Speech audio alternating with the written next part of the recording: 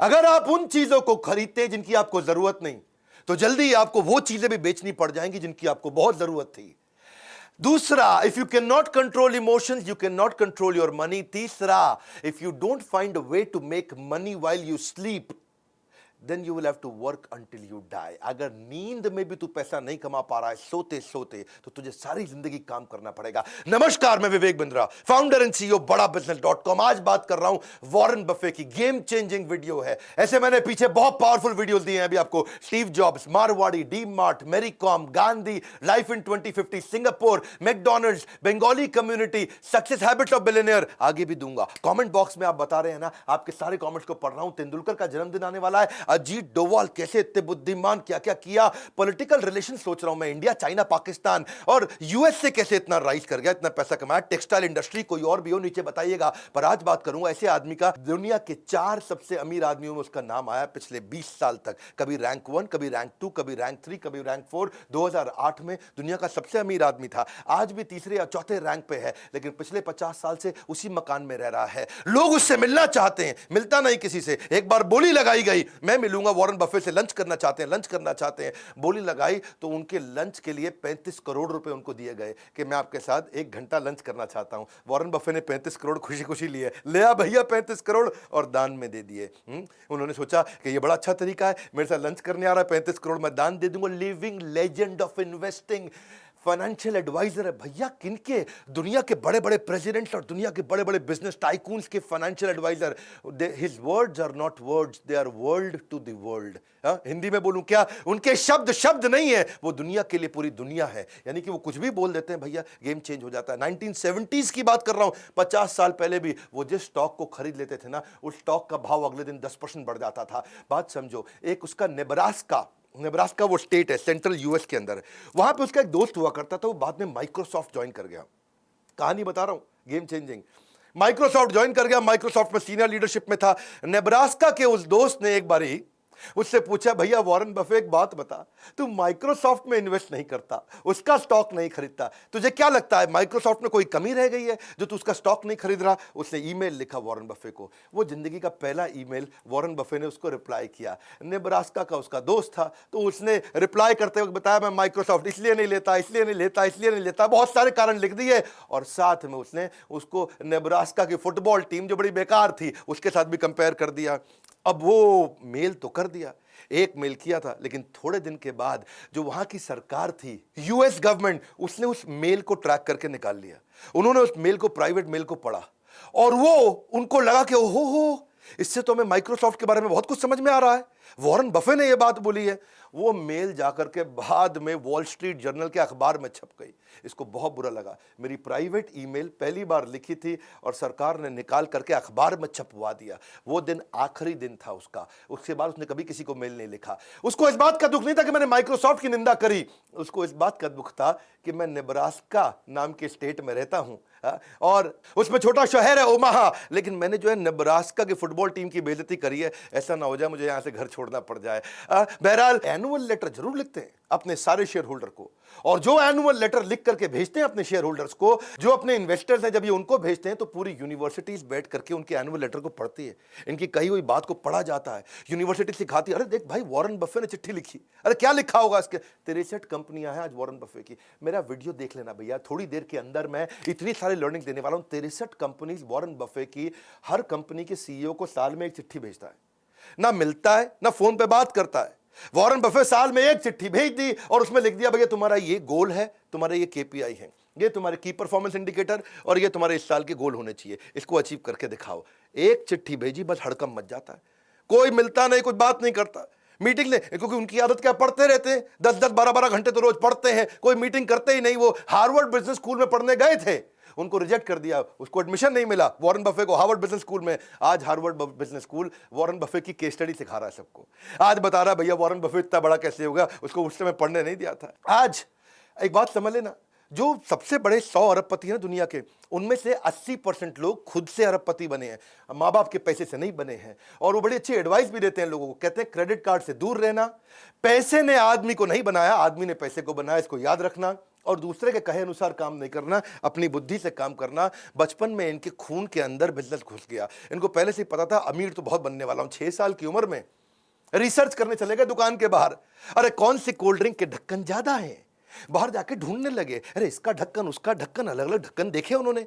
वहां जाकर रिसर्च में इनको समझ में आया सबसे ज्यादा कोल्ड ड्रिंक के ढक्कन बाहर कोका कोला के पड़े हैं। उससे उसने धंधा चालू कर दिया।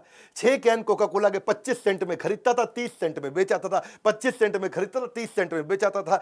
हर रोज 5 सेंट बचाया। 6 साल की उम्र में जब बच्चे कंचे खेल रहे हैं, ये धन से धंधा करना शुरू कर दिया। और वो जो कोका कोला पे रिसर्च किया, वहां से इसको रिसर्च की आदत पड़ी। 11 साल की उम्र में इसने पहली बार एक स्टॉक मार्केट, शेयर मार्केट में इन्वेस्टमेंट किया। इसके पिता ने इसको गाइड किया था। वहां पे सिटीज सर्विस नाम का एक स्टॉक था, जिसको उसने 38 रुपए के भाव में, $38 के भाव में खरीद लिया।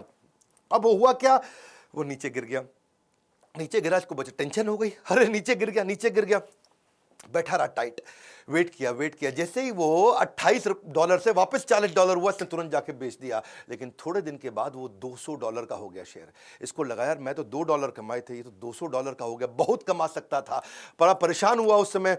लेकिन उसको सीखने को मिला कि भैया ऐसा है, मेरी बात समझो कि जिस चीज़ को टाइम लगता है, अगर कंपनी अच्छी है, उसको ग्रो करने में टाइम लगता है तो लगेगा। मैंने जल्दी कर दी। हाँ, ऐसा नहीं है कि एक औरत और एक पुरुष जब ये दोनों मिलते हैं तो 9 महीने में बच्चा पैदा करते हैं, तो 9 पुरुष लगा दो तो 1 महीने में बच्चा पैदा तो हो नहीं जाएगा। या 9 महिलाओं को जोड़ लो इकट्ठे तो भी 1 महीने में बच्चा पैदा नहीं होगा, 9 महीने लगता है। तो मैंने वेट नहीं किया, इसीलिए मैं हारा। ये एक्सपीरियंस उसको लॉन्ग टर्म वैल्यू इन्वेस्टिंग के बारे में समझ में आया। बाकी सारे बच्चे बेसबॉल खेल रहे थे और ये बाइंग स्टॉक्स खेल रहे थे। 16 साल की उम्र में $53,000 कमा चुके थे। कभी कलेक्टर स्टैंप बेचते थे, कभी गाड़ी साफ करते थे, कभी पुरानी गोल्फ की बॉल लेके उसको रिफर्बिश करते थे, कभी जाकर के वॉशिंगटन पोस्ट जो उनका सबसे फेमस अखबार था वहां का उसको बेचते थे। $175 कमाया करते थे रेगुलरली। अपने उस समय के टीचर से ज्यादा कमाते थे। 17 साल की उम्र में पिता ने वॉर्टन भेज दिया, जा भैया वॉर्टन में पढ़ के, सबसे बढ़िया बिजनेस कॉलेज। वॉर्टन गए, थोड़े दिन एडमिशन लिया, पढ़ना शुरू किए। टीचर वहां पढ़ा रहे, छोड़ के आ गए। माँ बाप को बोले अरे इस टीचर से ज्यादा तो मैं जानता हूं, पढ़ने में बहुत तेज थे ना ये, जो टीचर सिखाता था उसे 4 कदम आगे रहते थे, जितना टीचर कमाता था उससे ज्यादा पहले ही कमा लेते थे। 17 साल की उम्र में इसने क्या किया, एक दिन बाल कटाने गया नाई की दुकान पे। भैया बोला बढ़िया बढ़िया बाल काट दो, लेकिन नाई बोला यार मैं वेट कर भैया, अभी 3 आदमी बैठे हैं। इसको समझ में आया लोगों को वेट करना पड़ता है।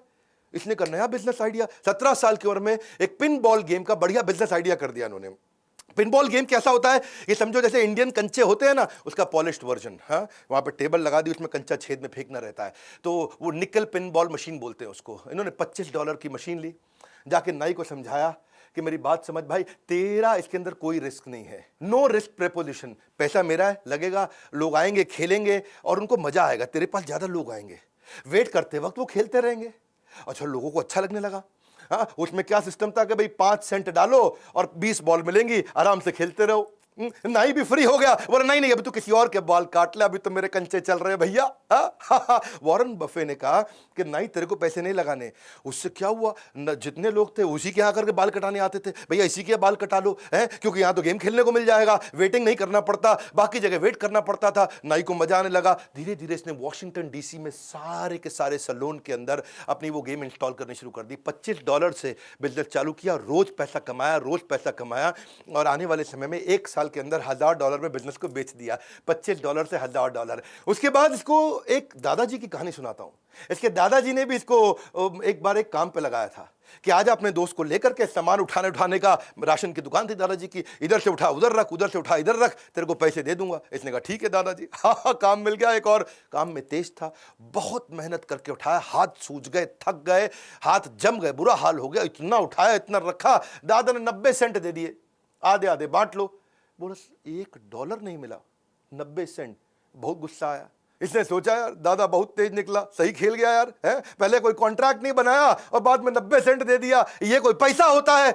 उस दिन इसको समझ में आया कि मेरी बात सुनो भैया, हाँ, पहले ही स्पेसिफिक्स और कॉन्ट्रैक्ट साइन करके ही धंधा करना है किसी के साथ। जब नौकरी भी मांगने जाओ ना, उस दिन जिस दिन नौकरी मिलती है ना, तब नेगोशिएट कर लेना इंटरव्यू में। उस समय जितनी तनख्वाह तय हो गई, उसके बाद कोई नहीं पूछेगा। 1 साल तक तनख्वाह नहीं बढ़ती भैया फिर तो। Big bargaining leverage is greatest when you begin a job. उसके बाद कोई नहीं पूछता आपको। तो ये कहते हैं कि मैं अच्छा इन्वेस्टर इसलिए क्योंकि मैं अच्छा बिजनेसमैन हूं, और अच्छा बिजनेसमैन भी इसलिए क्योंकि मैं अच्छा इन्वेस्टर हूं। रिस्क कहते हैं कि खत्म हो जाता है जब तुमको समझ में आता है तो तुम कर क्या रहे हो, पहले समझ तो लो तुम कर क्या रहे हो। शेयर मार्केट में रिस्क तो उसको होता है जिसको पता ही नहीं वो पैसा कहां लगा रहा है। ये जीनियस नहीं है, केवल इतने जीनियस नहीं, जीनियस तो है ही, जनरस भी बहुत है। जनरस इतने हैं, कहते हैं कि भाई मेरी कमाई का 1% से ज्यादा मैं अपने ऊपर खर्च करूंगा, ऐसा कुछ होने नहीं वाला नहीं, मैंने खाना वही $3 का ब्रेकफास्ट है जी, लेकिन वो 99% दूसरों को दे दिया, उनकी जिंदगी बदल जाएगी। ये अपनी जिंदगी में $3 से ऊपर का ब्रेकफास्ट नहीं किया इन्होंने, और अपनी सारी की सारी चैरिटी लोगों को कमिट कर दी। $37 बिलियन ऑलरेडी दे चुके हैं। कोविड की जो आज वैक्सीनेशन आई है उसमें वॉरेन बफे का बहुत बड़ा कंट्रीब्यूशन, उन्होंने बहुत डोनेशन किया है। ये अपने बच्चों को पूरा पैसा देने में बिलीव नहीं करते, ये कहते हैं कि भाई बच्चों को इंडिपेंडेंट और कॉन्फिडेंट बनाओ, वो खुद ही कमा लेंगे। मैं अपने बच्चों को इतना तो देना चाहता हूं कि उनको लगे कि वो कुछ भी कर सकते हैं, लेकिन इतना नहीं देना चाहता कि उनको लगे कि अब कुछ करने की जरूरत ही नहीं है। इनको हाईएस्ट सिविलियन अवार्ड भी, जैसे अपने भारत रत्न रहता है, वहां प्रेसिडेंशियल मेडल ऑफ फ्रीडम होता है भारत रत्न की तरह यूएस के अंदर, वो उनको बराक ओबामा ने दिया था। बराक ओबामा क्या बोलते हैं, भैया आप मेरी इंस्पिरेशन हो, और ना केवल आप सबसे अमीर हो बल्कि आप सबसे एडमायर्ड और रिस्पेक्टेड भी हो। ये थोड़े लॉयल भी रहते हैं। एक और क्वालिटी बताऊं उनके कपड़ों के मामले में, कपड़े वही पहनते हैं जो एक बार पहन लिए। वैसे चाइना गए थे एक दफा, ये चाइना में वहां एक होटल में रुके हुए, और वहां पे ना एक मैडम ली हुआ करती थी, लोकल दर्जी थी, एक मशीन के साथ में घर में बैठ करके, आसपास किसान की बेटी थी, तब पैसे वाली नहीं थी, तो वो उसने देख लिया वॉरेन बफे को उसी होटल में जाते हुए, और वॉरेन बफे उसके लिए इंस्पिरेशन थे। किसी तरह से होटल के रिसेप्शन से फोन करा के अपने 2 आदमियों से उसने अपॉइंटमेंट ले लिया। वो 2 आदमी घंटी बजा के रूम में घुसे, जाते ही उसका नाप लेने लगे। ला भैया शर्ट का नाप दिखाओ, कोट का नाप दिखाओ, गर्दन देखो, चेस्ट देखो, हैं जी, पेट देखो कितना है। जितनी देर में वॉरेन बफे को समझ में आता, वो कहते हैं सूट का कलर सेलेक्ट कर लो जी। सेलेक्ट कर लिया, उसने कहा पैसे बताओ, इतने में वो लड़के चले गए। अगले दिन सुबह क्या जबरदस्त स्मार्ट सूट, एकदम बढ़िया स्टिचिंग का, पहुंच गया वॉरेन बफे के पास, और उससे पैसा भी नहीं लिया, उसको गिफ्ट कर दिया, क्योंकि वो मैडम ली जो थी वो उसकी बड़ी फैन हुआ करती थी। तो इसने कहा कि भाई सूट बड़ा अच्छा है, ऐसा करो मेरे को 2 सूट और बना दो। मैडम ली ने 20 सूट उसको 3 दिन के बाद फिर से भेज दिए, और 20 के 20 सूट का 1 रुपया नहीं लिया। वॉरेन बफे बड़ा हैरान हो गया, बोला यार तुम पैसा नहीं ले रहे हो मुझसे। हाँ, लेकिन वॉरेन बफे ने उसको प्रमोट बहुत किया, इतना प्रमोट किया कि उनके दोस्त बिल गेट्स, उसके भी कपड़े आज मैडम ली बनाती हैं, और दुनिया भर के लोग कपड़े बनाती हैं। बर्कशायर हैथवे की जो एनुअल जनरल मीटिंग है वहाँ पे भी उनको इन्वाइट किया और बड़ा उनको धन्यवाद किया। और अब वो दिन है और आज का दिन है, वही 20 सूट है उनके पास। वो पिछले 20 साल से वही 20 सूट अलग अलग दिन बदल के पहनते हैं। ये ऐसे आदमी हैं, अपनी आदतों के साथ लॉयल है, एक जैसा ही ब्रेकफास्ट खाते हैं, वही गाड़ी चलाते हैं, 50 साल से उसी घर में रहते हैं, वही 20 सूट पहनते हैं। यहां तक कि फोन भी उनके पास सैमसंग का वही फ्लिप वाला पुराना है। एप्पल में इनके काफी शेयर हैं, ये एप्पल के 5%, 5.5% के मालिक हैं। तो टिम कुक एप्पल का सीईओ, वो कहता है भैया मैं आता हूं तुम्हारे पास, तुम यार कम से कम हमारी कंपनी के मालिक को एप्पल का फोन यूज करो। उनको एप्पल का फोन iPhone 11 रिसेंटली दिया उनको, ये लो भैया iPhone 11 इसको इस्तेमाल करो। वॉरेन बफे बोला ठीक है जी, उसमें उसने नया सिम डाल दिया, वो वाला चेंज नहीं किया, सैमसंग चल रहा है, वो नया सिम डाल दिया। टिम को कहता मैं सिखा दूंगा तुम्हें कैसे यूज करना है। बोला कोई जरूरत ही नहीं है, ये खाली फोन रिसीव करने के लिए रख लिया मैंने, इससे फोन कर लूंगा रिसीव कर लूंगा, मैंने सीखना कुछ नहीं, इंटरनेट तो मैं वैसे नहीं चलाता। उसी तरीके से चलते हैं। लॉयल्टी कहते हैं कि एक्सपेंसिव गिफ्ट है, मैं जिसके साथ लॉयल हो जाता हूं उसका हो जाता हूं। Do not expect it from cheap people. 91 के हो जाएंगे अभी अगस्त में, लेकिन एनर्जी ऐसी है उनके अंदर, है जी, बच्चों की तरह बातचीत करते, इतना एक्साइटेड रहते हैं हर समय। और किसी ने उनसे पूछा भैया आप इतने एनर्जेटिक कैसे रहते हो, बर्गर भी खाते हो, आइसक्रीम भी खाते हो, 91 की उम्र में, 91 रनिंग चल रहा है। बिल गेट्स तो कहते हैं इनके पास 30 साल की उम्र के लड़के की शार्पनेस है, 10 साल के लड़के की उम्र की मुस्कुराहट, ऐसा मिस्चीवियस स्माइल है, और 6 साल के बच्चे की खाने पीने की आदतें हैं। हाँ, ये क्या कहते हैं, 6 साल के बच्चे का डेथ रेट सबसे कम है, तो उसी की तरह खाओ, मजे मारो, कोई दिक्कत नहीं, मेंटली एकदम फिट, और रोज आधा घंटा वर्कआउट पक्का करना है इनको। बिल गेट्स के साथ बड़ी दोस्ती हो गई इनकी, वो उसकी तो बड़ी जबरदस्त कहानी है। बिल गेट्स की जो माँ थी ना, मैरी गेट्स ने अपने घर पे एक इवेंट रखा था, उस घर में किसी को बुलाया, तो उसने फोन पे बोल दिया मेरा दोस्त है वॉरेन बफे, उसको लेके आ रहा हूं। मैरी ने बोला ठीक है ले आओ, कोई बात नहीं। अच्छा, दोस्त लगा हुआ था वॉरेन बफे को समझाने में, तुझे बिल गेट्स से मिलवाऊंगा। वो बोला यार बिल गेट्स आईटी का आदमी, इससे कौन बात करेगा। अच्छा, मां लगी हुई इधर, तुझे वॉरेन बफे से मिलवाऊंगी। वो कह रहा यार ये तो खाली पी रेशियो डिस्कस करेगा, फाइनेंशियल स्टेटमेंट डिस्कस करेगा, मैं आईटी का हूं, हमारी बनेगी नहीं, ये दोनों एकदम अलग आदमी है। अच्छा, वो दोनों लगे हुए नहीं, मिलवाते हैं। हुआ ये कि जब ये मिले तो पहला ऐसा क्वेश्चन किया उनको वॉरेन बफे ने, बोला भाई बिल एक बात बता, तेरे को नई आईटी कंपनी बना के दूं अगर, और तेरी माइक्रोसॉफ्ट खत्म, तो नई कंपनी कैसे स्टार्ट करेगा। तुझे अगर मैं किसी देश में कंपनी बनाने को दूं तो तू कैसे बनाएगा, इस कंपनी के बारे में तेरा क्या विचार। वहां उन्होंने पूछा भाई तुम्हारी फेवरेट किताब, फेवरेट अखबार, फेवरेट ऑथर, फेवरेट आर्टिकल्स कौन से हैं। इतना मजा आया, आधे घंटे की मीटिंग थी, 10 घंटे चलती रही। एक दूसरे के साथ उन्होंने खूब बात करी, अलग अलग क्वेश्चंस किए, खूब डिस्कशंस हुए। उसके बाद तो फिर ये ताश के दोस्त भी हो गए, शॉपिंग के दोस्त भी हो गए, रेस्टोरेंट में खाना खाने के दोस्त भी हो गए। इनफैक्ट बिल गेट्स के मोबाइल में केवल 2 ही स्पीड डायल के नंबर, एक मेलिंडा गेट उसकी वाइफ का और एक वॉरेन बफे का। ऐसा एक दिन नहीं किया आज तक जब तक इन दोनों ने बात नहीं करी। ये भी बड़ा इंपॉर्टेंट है, किसके साथ उठते बैठते हो। ये कहते हैं कि वॉरेन बफे ने मुझको 2 चीजों में बड़ी हेल्प करी। पहली चीज क्या है कि लाइफ टाइम लर्निंग, और दूसरी है लाइफ टाइम लाफिंग। बोला इससे ज्यादा मैं दुनिया में कभी नहीं कर सकता था। कहते हैं कि pickup your associate whose behavior is better than you, and then that will give you a drift in your direction of life. Tell me who your heroes are. तेरा हीरो कौन है? दोस्त तुझसे भी पूछ रहा हूं, तेरा हीरो कौन है? And I'll tell you who you will turn out to become. तू बनेगा किसके जैसा, आज ही पता चल जाएगा। वॉरेन बफे के ना गुरु भी थे जिनसे ये बड़ा सीखा करते थे, बेंजामिन ग्राहम। बेंजामिन ग्राहम जो थे कोलंबिया के प्रोफेसर थे। ये इन्होंने वॉर्टन छोड़ के कोलंबिया ज्वाइन किया क्योंकि बेंजामिन ग्राहम की इन्वेस्टमेंट को लेकर बड़ी मास्टरी थी। बेंजामिन ग्राहम एक बड़े स्ट्रिक्ट टीचर भी हुआ करते थे जो इन्वेस्टमेंट के बारे में, शेयर मार्केट के बारे में सिखाते थे। और बफे केवल एकमात्र ऐसे स्टूडेंट थे जिसको A+ रेटिंग। बेंजामिन ग्राहम की सारी क्लास को बहुत ध्यान से अटेंड करते थे। ऐसे एकलव्य शिष्य दूर से सीखते थे। बाद में बेंजामिन ग्राहम के घर गए, उनको बोले मैं आपके लिए नौकरी करना चाहता हूं। तो बेंजामिन ग्राहम ने बोला नहीं नहीं, तुमको नहीं रखूंगा, तुम बहुत जीनियस हो, तुमको नहीं रख। मैं ऐसे लड़कों को रखता हूं, ज्यूइश लड़कों को रखता हूं जिनको कोई नौकरी नहीं देता, ताकि मेरे साथ टिक के काम कर सके। बोला मैं टिक के काम करूंगा, नहीं ना, बाहर बाहर, तेरे को नहीं रखूंगा। ठीक है, फ्री में रख लो, फ्री में नौकरी करो ना, बोल दिया ना बाहर, तेरे को तो बिल्कुल नहीं रखूंगा। बेंजामिन ग्राहम इनके गुरु, उन्होंने इनको रखा नहीं। बड़ा परेशान हुए। वॉरेन बफे पीछे पड़े रहे। कुछ समय के बाद एक ऐसा समय आया कि बेंजामिन ग्राहम मान गए, बोले चल ठीक है आ जा। और ये वहां से फिर न्यूयॉर्क शिफ्ट हुए। वहां आए, न्यूयॉर्क में आकर के बेंजामिन ग्राहम के साथ में काम करने लगे। सारे स्टैंडर्ड एंड पुअर्स की रिपोर्ट पढ़ना, S&P की रिपोर्ट पढ़ना, इन्वेस्टमेंट अपॉर्चुनिटी ढूंढना, P&L को समझना, कैश फ्लो स्टेटमेंट को समझना। जब जिस समय यंग लड़के प्लेबॉय मैगजीन है जी, जहां पे आप देखते हैं कई देवियों के चित्र होते हैं अलग अलग प्रकार के, जिसमें वो कम कपड़े पहन के रखती है, उनके चित्र देखते थे। ये उस समय बैलेंस शीट देखा करते थे। ऐसे भयंकर फोकस्ड आदमी थे। बेंजामिन ग्राहम और वॉरेन बफे की जोड़ी ने कमाल कर दिया। वॉरेन बफे खूब सीख रहे थे, लेकिन फिर एक ऐसा समय आया कि वॉरेन बफे और बेंजामिन ग्राहम की थ्योरीज में फर्क आ गया। बड़ा फर्क था। बेंजामिन ग्राहम क्या कहते हैं कि भाई ये खाली बैलेंस शीट और इनकम स्टेटमेंट देखो, कंपनी का कैश फ्लो स्टेटमेंट देखो, बहुत है, इससे समझ में आ जाए कंपनी चल रही है कि नहीं चल रही, चलेगी कि नहीं चलेगी। ये बोले नहीं नहीं, वो क्वांटिटेटिव है, वो नंबर है, मेरे को मैन पावर भी देखनी है, मुझे लीडरशिप भी देखनी है। वॉरेन बफे मानते थे केवल हमारे को परफॉर्मिंग बिजनेस नहीं देखना है, हमें क्वालिटी बिजनेस देखना है जो आगे तक चलेगा। आज चल रहा है मतलब ये नहीं कि आगे चलेगा। बात समझना, शेयर मार्केट के पावरफुल प्रिंसिपल देने वाला भैया वॉरेन बफे का वीडियो है। मेरे वीडियो बाकियों की तरह तो होते नहीं, गेम चेंजिंग है, क्योंकि यहां बेंजामिन ग्राहम बोलते थे क्वांटिटेटिव मेथड और नंबर चेक कर लो, quantity number, quantitative method number, number समझ लो, समझ आ जाए कंपनी चलेगी। ये बोले ना ना ना, क्वांटिटेटिव के साथ क्वालिटेटिव अप्रोच। उनकी मैन पावर कैसी है, धंधा कैसा है, कंपटीशन कैसा है, लोकेशन कैसी है, कंपनी में जाओ, लीडरशिप से मिलके आओ, बिजनेस मॉडल देखो, इकोनॉमिक मोट देखो, कॉम्पिटिटिव एडवांटेज देखो। मोटा मोटा बफे कहते थे भाई कंपनी चलती कैसे, अंदर घुसो, उसकी लीडरशिप देखो, ईमानदार है कि नहीं। ये कहते थे नहीं नहीं भैया खाली नंबर देखना है। यहां पे इनके झगड़े बढ़ने लगे। और बात वो सही है कि वॉरेन बफे आगे चल के बहुत सफल हुए। जब इनकी बनी नहीं अपने गुरु से तो छोड़ करके ओमाहा वापस आ गए। ओमाहा में आके इन्होंने मकान लिया, फिर वही आज 50 साल पुराना मकान, आज तक वहीं रहते हैं। और यही इन्वेस्टमेंट के इनके सीक्रेट है। सीखना चाहते हो अगला वीडियो में बताऊं, अभी बताऊं, अभी बता दूं तो इनके इन्वेस्टमेंट सीक्रेट पकड़ो फटाफट। इनकी वैल्यू इन्वेस्टिंग फिलॉसफीज क्या है। इनका कहना है कि फेयर कंपनी को बढ़िया सस्ते प्राइस पे लेने से अच्छा है कि किसी बढ़िया कंपनी को फेयर प्राइस पे लो।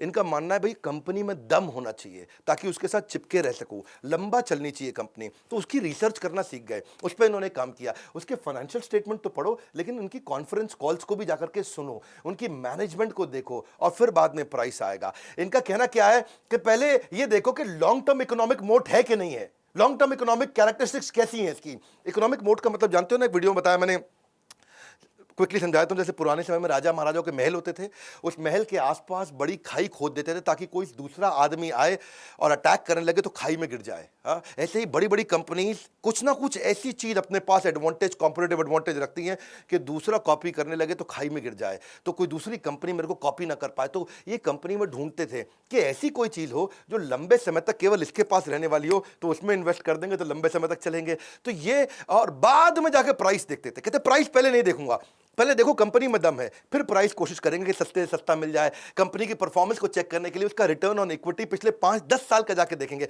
हिस्टोरिकल परफॉर्मेंस देखेंगे कि भाई कंसिस्टेंटली कॉम्पिटिटर के मुकाबले ये कैसा परफॉर्म कर रही है। बहुत ज्यादा महंगी कंपनी खरीदने में बिलीव नहीं करते रहे, लेकिन एक्सीलेंट कंपनी वो उनका पहला रूल था। कंपनी जो फंडामेंटली चीपर हो अपनी वर्थ से। और उसके बाद क्या है, ये कहते हैं कि भाई गैम्बलिंग तो हमें करनी नहीं है, क्योंकि गैम्बलिंग से लॉस होएगा ही होएगा। इन्फॉर्म्ड रहो अपने डिसीजन में, सीखो, अपना होमवर्क करके चलो। कंपनी पे कर्जा तो नहीं है कहीं, कर्जे को जरूर चेक करते हैं। हाँ, क्योंकि ये कहते हैं कि अगर कोई आदमी बुद्धिमान ना, स्मार्ट है, तो बिना कर्जा लिए भी बिजनेस कर जाएगा। ये प्रिंसिपल मैंने भी बड़ा बिजनेस में सीखा। आज तक हमने 1 रुपए का कर्जा नहीं लिया और हमारी ऑर्गेनाइजेशन की वैल्यूएशन और रेवेन्यूज कंटिन्यूसली ग्रो किए, क्योंकि फंडामेंटल्स बहुत मजबूत रखे हमने बड़ा बिजनेस के अंदर। इसीलिए आज हमारे IBCs भी बहुत ग्रो कर रहे हैं, और यही मैं सारे अपने ट्रेनिंग प्रोग्राम्स में भी सिखाता हूं, हमारे एवरीथिंग अबाउट एंटरप्रेन्योरशिप। इसकी बात बाद में करेंगे। ये कंपनी के प्रॉफिट मार्जिन को देखते हैं। 2 बातें हैं, एक, अच्छा प्रॉफिट मार्जिन है, इसका मतलब कंपनी बढ़िया है। लेकिन दूसरा, अगर प्रॉफिट मार्जिन हर साल बढ़ रहा है, इसका मतलब कंपनी के ऑपरेशंस और खर्चों पे बड़ा कंट्रोल भी रखा हुआ है। ये कहते हैं कि लॉन्ग टर्म अपॉर्चुनिटी वाली ऐसी कंपनी ले लो जिसके साथ टिके रहो, 20% कम से कम ग्रोथ देनी चाहिए स्टेबल तरीके से। फाइनेंशियल स्टेटमेंट उसकी देखो, एनालाइज करो, उसके सारे के सारे करंट और पास्ट परफॉर्मेंस को पहले पूरा झांक लो। If you don't feel comfortable in making the rough estimate कि कितना कमा के देगी, तो उसको खरीदना भी मत। इनकी आदत भी ऐसी है कि डीप डाइव करेंगे उसकी वैल्यूएशन में, तभी तो रोज 10 से 12 घंटे पढ़ते हैं, 500-500 पेज रोज पढ़ते हैं। वॉरेन बफे तो मैंने सक्सेस हैबिट्स ऑफ बिलियनियर की वीडियो में बताया था, वॉरेन बफे से ज्यादा लर्निंग किसी ने नहीं किया। पूरी दुनिया इनको अपना गुरु मानती है इस मामले में कि ये सीख के आगे बढ़े, क्योंकि और कोई तरीका नहीं था। ये कहते हैं कि अगर बिजनेस अच्छा रहेगा ना, तो स्टॉक अपने आप चलेगा, उसका प्राइस अपने आप बढ़ता चला जाएगा। ऐसे खरीदो स्टॉक को जैसे अपना मकान खरीद रहे हो, जैसे किसी के साथ शादी करने वाले हो। जब आप शादी कर लेते हो तो रोज रोज शादी तोड़ते नहीं, रोज रोज नहीं तोड़ते। तो ऐसे ही कहते हैं कि रोज रोज स्टॉक नहीं बदलना चाहिए, इनको प्रेम है इस काम से। और ये स्टीव जॉब्स की तरह ये भी ये बोलते हैं, success comes to those who love doing what they are doing. और ये एक बात और है कि कहते हैं कि बार बार स्टॉक अगर बेचोगे ना, जल्दी जल्दी खरीदोगे बेचोगे, तो उसके ऊपर टैक्स भी आपको देना पड़ जाएगा, उसकी ट्रेडिंग कमीशन भी देनी पड़ेंगी, तो उस पर भी पैसा बचाना चाहिए। और अगर आप किसी स्टॉक को खरीदने में 10 साल के लिए, कितने साल के लिए, 10 साल के लिए अगर आप कॉन्फिडेंट नहीं हो, तो स्टॉक को खरीदने की जरूरत नहीं है। 10 मिनट भी ऐसे स्टॉक को रखना मत। Calling someone who does this trading every day, जो रोज रोज करता हो और कहता हो कि हाँ जी मैं तो ट्रेडर हूं, बढ़िया इन्वेस्टर हूं, तो कहता है ऐसे ही जैसे हर बार नई लड़की के साथ रात को सोएगा और अपने आप को कहता है कि मैं बड़ा रोमांटिक हूं। ये तो रोमांटिक नहीं है, तो सेक्स एडिक्ट है। हाँ, ऐसे ही जो रोज रोज शेयर मार्केट में खरीदता बेचता है, हाँ, वो क्या है, वो इन्वेस्टर नहीं है, वो एक नॉर्मल रूटीन ट्रेडर है। Never invest in a business that you can not understand. एक बार समझ लो बिजनेस को, इसके कई प्रिंसिपल्स हैं, वो आपको भी सीखने चाहिए। हाँ, तभी आप एक बढ़िया पावरफुल इन्वेस्टर बन सकते हो, ये सीखना जरूरी है। Investment in a number of mediocre business नहीं चाहिए है, क्योंकि वो फिर आपकी क्वालिटी इन्वेस्टमेंट्स की को डाइल्यूट कर देगा, क्योंकि पैसा तो आपके पास लिमिटेड है। ये कहते हैं मैं हजारों कंपनीज को पहले एनालाइज कर लेता हूं और उसके बाद फिर जाकर के बढ़िया से चूज करके इन्वेस्ट करता हूं। क्यों? इनका रूल क्या है? Rule number 1, never lose money, और rule number 2, never forget the rule number 1। ये बड़ी इंपॉर्टेंट चीजें हैं। हाँ, ये इनकी खास बात क्या है, आप समझ लीजिए कि 500 पेज पढ़ने का जो इनका सिस्टम है रोज का, the more you learn more you earn, ये प्रिंसिपल है। Best investment that you can make is investment on your own self, ये वॉरेन बफे का कोट है। हमने भी इसीलिए एक नया कॉम्बो तैयार किया आपके लिए। अगर आपने वीडियो पूरा देखा है तो मतलब आपका इन्वेस्टमेंट में, ग्रोथ में, पैसा कमाने में, पैसिव इनकम में इंटरेस्ट है। तो हमने कुछ नए कोर्सेज जो लॉन्च किए थे, उसका इंट्रोडक्शन जल्दी दे देता हूं आपको। गोल based financial planning, stock market, personal finance, mutual fund, finance for non finance, debt management, working capital, passive income, angel investing और रिस्क मैनेजमेंट, यानी कि 7 प्रकार के फाइनेंशियल रिस्क होते हैं। इसका कॉम्बो हमने सारे कोर्सेज अवेलेबल कर दिए। आज 40 से ज्यादा ज़्यादा कोर्सेज लॉन्च कर चुके हैं, हर महीने 10 नए कोर्स लॉन्च कर रहे हैं। अगर आप IBC हैं, ये सारे कोर्सेज फ्री हैं। अगर आप लाइफ टाइम मेंबर हैं, ये सारे कोर्सेज फ्री हैं। अगर आप ये नहीं हैं तो ये बोर्ड लाइन नंबर है, आप फोन करके पता करिए आपके बिजनेस में। अगर आप रिटेलर हैं तो कौन से नए कोर्स आपको काम आएंगे, अगर आप मैन्युफैक्चरर हैं कौन से काम आएंगे, स्टार्टअप है तो कौन से, हर एक एरिया के लिए, हर इंडस्ट्री के लिए देश के सारे बिलियनियर्स और इंडस्ट्री एक्सपर्ट्स के साथ मिलकर के आपके लर्निंग प्रोग्राम बना दिए और इतना कॉस्ट इफेक्टिव कर दिया कि game changer. Board line number, इस नंबर को सेव कर लो, कभी भी काम आएगा। आपका लाइफ लाइन है, केवल बोर्ड लाइन नहीं है। तो लाइक करके उत्साह बढ़ाइए ना यार। फ्री में इतने पावरफुल वीडियोस देते हैं, एक के बाद एक देते जा रहे हैं, मेरा समय जाता है इसके अंदर। फ्री में कंटेंट दे रहा हूं कंटिन्यूअसली। कमेंट बॉक्स में बताइए अगला वीडियो कौन सा देखेंगे। इस वीडियो को शेयर करिए, लर्निंग्स इंस्पायरिंग है बहुत। हाँ, if he can do you can too. अगर ये कर सकते तो आप क्यों नहीं कर सकते। वीडियो को शेयर करने के लिए, हमारे चैनल पे हर बार वापस आने के लिए, वर्ल्ड का नंबर 1 एंटरप्रेन्योरियल यूट्यूब चैनल बनाने के लिए, पता है ना कोई नहीं है टक्कर में, पड़े हो किस चक्कर में। विनम्रता के साथ आप सबका हाथ जोड़ के, मुस्कुराहट से बहुत बहुत धन्यवाद।